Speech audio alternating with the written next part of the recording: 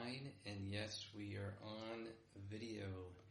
Changing it up a little bit for this next several episodes, mainly because I want to show you something that I am very proud of. I released my very first book. It's called The Man in the Arena. That's exactly what it looks like. You can find it on Amazon. There's a hardcover copy, there's a paperback copy, and then you also get the Kindle option as well. It's all on Prime, so for you Prime lovers, you can actually get that in a couple days. So, very excited about it. It's been an interesting process getting this out there. A little nerve-wracking, but I appreciate those of you that had a chance to already purchase.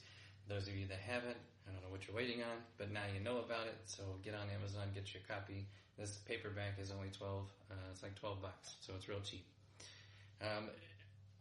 What I did was I took a speech from Theodore Roosevelt that he gave, I think it was back in 1910, and that has become commonplace in our own society, in our own lives. You see people who post it on their walls, they've seen t-shirts about it.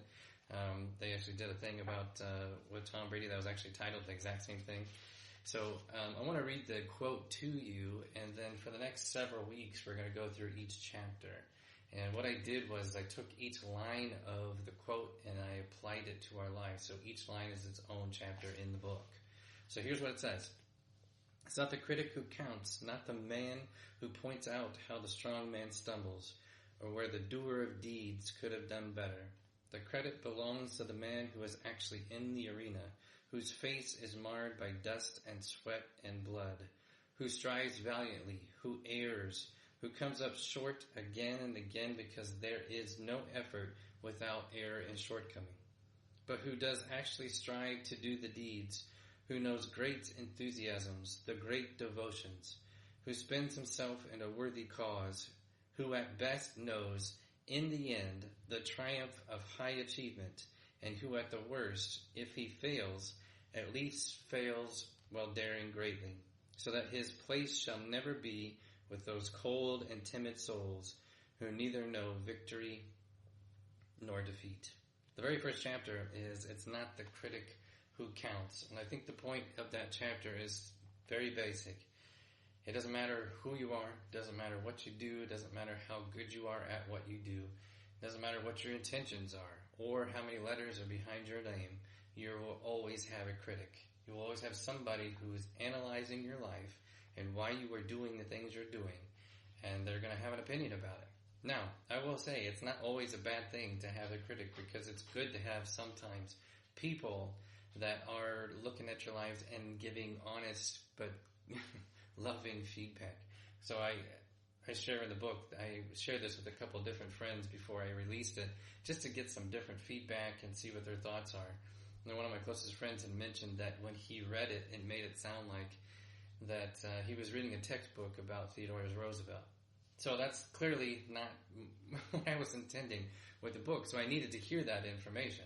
I needed to know that that's, the way it was coming across. So that gave me a chance to go back and kind of reanalyzing how I was writing this and make it a little bit better so that people could connect with it.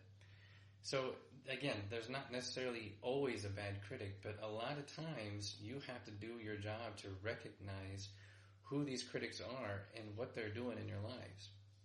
Sometimes it's people you know, sometimes it's people you work with, sometimes you don't know them, okay, and you put yourself out there for whatever reason, and they have some form of response. So what I've noticed personally in my life, there's two things that come across. A critic typically likes to talk, and they like to be involved in drama. Now, I don't know if you've ever been around people like this, but I would imagine you have somebody in your life, whether you know them from work or family or whatever it is, that they just like to be involved in things, and I don't know if it just makes them feel better. I don't know if their life is that boring that they need to have some kind of an opinion about things that don't necessarily have anything to do with them. But that's where the critics come from. People who typically don't know the whole situation, they like to give their opinions. And I just would caution you to better surround yourself with people that probably are not involved in those kind of things. And then you got to do what I had to do, and that's what the book talks about. You got to kind of weigh where these things are going. So where are these opinions coming from? And then do I need to listen, or do I need to set them aside? Because like I said before, sometimes the critics will say something that you did need to hear. And there's nothing wrong with that. You can put that in this camp of things that you say, okay, that's something that I need to work on. That's something I need to get better at. But then there's also a lot of things that people say on the other side where it's like, okay, I don't need to have anything to do with that. That has nothing to do with me.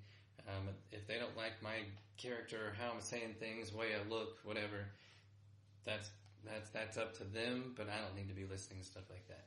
Because, it's sometimes when you put yourself out there, you run the risk of getting that critic, and you don't know how people are going to respond. I was a little nervous about throwing out my book, because you don't know how people are going to respond to this.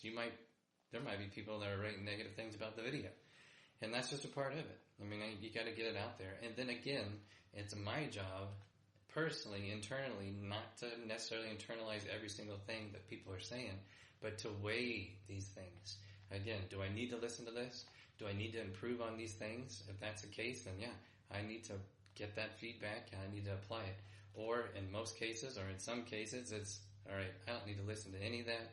That has nothing to do with me. I don't know why they're giving their opinion in that specific way, because it's not constructive feedback and it's not helping.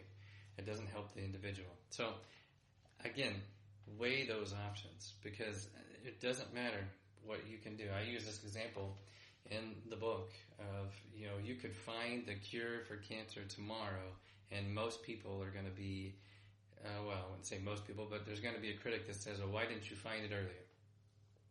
Because I lost somebody to cancer. And they can't appreciate the fact that you did something that's going to save millions of lives. Now they're going to give their feedback on something completely different. So, again, weigh where people are coming from.